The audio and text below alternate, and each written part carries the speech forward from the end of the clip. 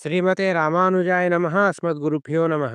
శ్రీరంగరాజచరణాంబుజరాజహంసం శ్రీమత్పరాంకుశపదాంబుజభృంగరాజం శ్రీభట్టనాథపరకాలముఖాబ్జమిత్రం శ్రీవత్సచిహ్నచరణం యతిరాజమీడే.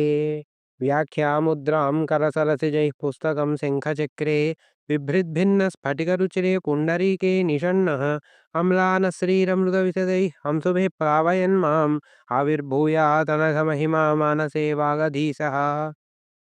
నేటి పాసురము అంగన్మాన్యాదత్తరచరభిమాన భంగమాయ్ వందునిన్ పள்ளி கட்டில் கீழே செங்கமிருப்பார் போல் வந்து தலை பெய்தோம் கிங்கினிவாய்ச் செய்த தாமரை பூ போலே செங்கண் சிறுதே எம்மேல் விழியாவோ திங்களும் ஆதித்தியனும் எழுந்தாற் போல் அங்கனிரண்டும் கொண்டு எங்கள் மேல் நோக்குதியேல் எங்கள் మేల్ శాపం విழிందేలోరెంపావాయ్.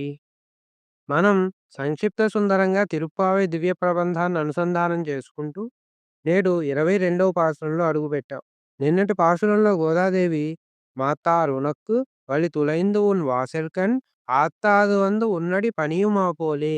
నీ శత్రువులు నీ పరాక్రమానికి దాసులై నీ పాదములను ఆశ్రయించారు. నీ యొక్క భక్తులమైన మేము నీ గుణవైభవానికి దాసులమై నీ పాదాలను ఆశ్రయించాము. కాబట్టి మాకు అన్య మార్గములేవి లేవు, నీవే గతివి అని గోదాదేవి చెప్పింది.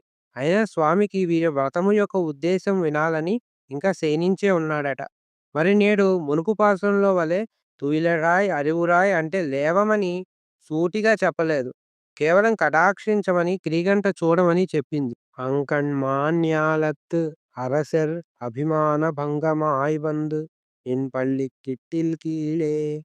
ఈ సుందరమైన భూమికి రాజులమని వారేదో భూపతులమని భావిస్తూ వారి అభిమానాన్ని అహంకారాన్ని కోల్పోయారు. అభిమాన భంగమాయ్ ఎందుచేత అంటే నిజమైన భూపతివి నీవే. ఈ రాజులందరూ కేవలం నీ యొక్క అల్పాంశం ఉండుటచే నా విష్ణు పృథివీపతి కాబట్టి వారు కొంతకాలం భూమిని పాలించగలుగుతున్నారు. నేను పల్లి కిట్టిర్కీలే సెంగమిరుపార్ పోల్ వందు తలైపేదోం. ఆ గర్వభంగమైన రాజులంతా ఏ విధంగా నీ సింహాసనం కిందకు వచ్చి చేరుతారో ఆ విధంగా మేము నిన్ను సమీపించాము అంటే వ్యాఖ్యాతలు అద్భుతంగా వివరిస్తారు ఈ సందర్భాన్ని. ఇంతకుముందు ఇంద్రుడనే పెద్ద మనిషి తన సింహాసనాన్ని ఆశ్రయించిన వారిని రక్షింపలేక చేతులు ఎత్తేశాడు. ఏమైందంటే జనమేజయుడు తన తండ్రి పరీక్షిత్తు అంటే అర్జునుడి మనుమడు అభిమన్యుని కుమారుడు అతని మరణానికి కారణమైన తక్షకుని అంతమొందించాలని సర్పయాగం చేశాడు. అప్పుడు తక్షకుడు భయపడి తన స్నేహితుడైన ఇంద్రుడి సింహాసనాన్ని చుట్టుకున్నాడు. తక్షకుని వంతు వచ్చింది యాగంలో. ఋత్విక్కులు తక్షకాయ స్వాహ అంటే ఎంతకు తక్షకుడు రాలేదు. అప్పుడు దివ్యదృష్ట మహర్షులు తక్షకుడు ఎక్కడున్నాడని గమనించి సయేంద్ర తక్షకాయ స్వాహ అన్నారు. అంటే ఇంద్రుడితో పాటు తక్షకుడు వచ్చి యజ్ఞగుండంలో పడాలని.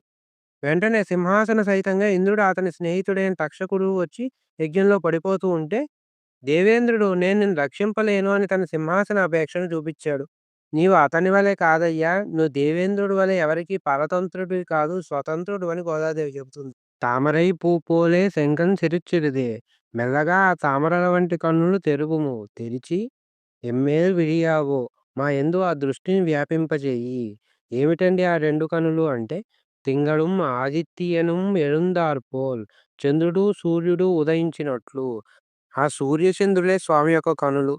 ఓహ్ పాదో యశనాభిర్ వియదసుర చంద్ర సూర్యౌచ నేత్రే. మరి స్వామి ఎప్పుడు తన పాదాలను ఆశ్రయించిన వారిని ఈ విధంగా చంద్ర సూర్య నయనములతో చూశాడు అంటే దీనికి కూడా మన ఆచార్యులు అద్భుతమైన ఉదాహరణ మరల నారాయణ కథామిమాం అని చెప్పిన మహాభారతం నుంచే ఉదాహరణ చెప్పారు. మహాభారతంలో ఒక మారు ఇక కౌరవులకు పాండవులకు యుద్ధం తప్పదు. తదనంతరం ఒకరే ఆ రాజ్యంను పాలిస్తారు అని తెలిసిన తర్వాత వారు సేనలను సేకరించడానికి ప్రయత్నిస్తున్నారు. ప్రపంచమంతా కౌరవుల వైపు పాండవుల వైపు ఉంటే ఇద్దరికీ బంధువైన కృష్ణ పరమాత్మ తనను ముందుగా కలుసుకున్న వారికి అడిగింది ఇస్తానని ప్రకటించాడు. మరి అదే తడవుగా దుర్యోధనుడు బయలుదేరి ముందుగా ద్వారకకు వచ్చేశాడు. కృష్ణ పరమాత్మ నిద్రిస్తున్నట్టు తన శయ్యపై ఉంటే రెండు సింహాసనాలు శిరస్సు వద్ద పాదాల వద్ద ఉన్నాయి. మరి దురభిమానధనుడైన దుర్యోధనుడు శిరస్సు వద్దే కూర్చున్నాడు. అర్జునుడు మాత్రం పళ్ళి కిట్టిరికీలే అన్నట్లు పాదాల వద్దే కూర్చున్నాడు. అన్నీ తెలిసిన స్వామి పాదాల వద్దనున్న అర్జునుడిని చూసి కుశల ప్రశ్నలు వేస్తూ ఉంటే దుర్యోధనుని తానిప్పుడే చూసినట్లు బావా ఎప్పుడు వచ్చితియు సుఖులే భ్రాతలు సుతులు చుట్టములను పలకరించాడు. ఈ పలకరింపులన్నీ అయ్యాక తాను ఒక పక్క నిరాయుధుడనై ఉంటానని, మరొక పక్క తన అక్షోహిణి సేన అయిన నారాయణ సేన ఉంటుందని 2 అవకాశాలు వారిద్దరికీ ఇచ్చాడు. ఇప్పుడు కోరుకునే వంతు గూడా కోరుట బాలుని కొప్పు మున్నగున్నని అర్జునునికే ఇచ్చాడు. అర్జునుడు పరమాత్మనే కావాలని కోరుకున్నాడు. ఇక్కడే ఒక మర్మం. యుద్ధం ఎందుకు చేస్తారు? తమ వంశంలోనే రాజ్యాలు కొనసాగించాలని కదా! కానీ పరమాత్మను గాక కేవలం అల్పమైన సేనను కోరుకున్న దుర్యోధనుని వంశం నాశనమైంది.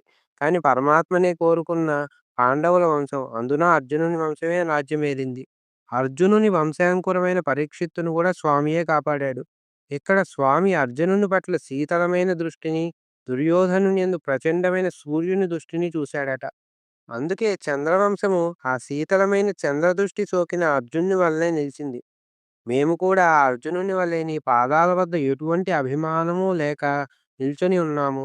మా పట్ల అప్పుడే నిద్రలేస్తూ సెంగన్ సిరిచిరిదే ఎమ్మై వీయావో ఆ చల్లని దృష్టి మాపై పడితే అంగన్ ఇరండుం ఎంగల్ మేల్ నోక్కుదియల్ మాపైన నీ క్రీగంటి చూపు కటాక్షము పడినా చాలు. కటాక్షం అంటే క్రీగంట చూపని. సాధారణమైన దృష్టినే కోరుకోవచ్చు కదా అంటే ఎవరినైనా ప్రత్యేకించి చూసేటప్పుడు క్రీగంట చూపునే చూస్తారు. మరి గోపికల ప్రత్యేకత ఏమి? అర్జునుడంటే స్వామికి బావ. మరి వీరో అంటే గోదాదేవి మేము కూడా నీకు చుట్టాలమైన గోపికలమే అంటుంది. ఏమవుతుంది ఆ క్రీగంటి చూపు వలన అంటే ఎంగల్ మేల్ శాపం ఇழந்து మా శాపములన్నీ నశిస్తాయి. వీరి వంటి వారికి కూడా శాపమా అంటే ప్రపన్నులకు స్వామికి దూరంగా ఉండడమే శాపం. మరి ఆ శాపాన్ని పోగొట్టి ఆ వ్రత ఫలమైన కృష్ణ సంశ్లేషాన్ని అనుగ్రహించమని కోరుతుంది గోదాదేవి.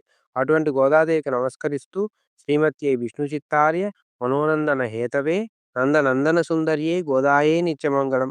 ఆండాళ్ దివ్య తిరువడిகளே శరణం.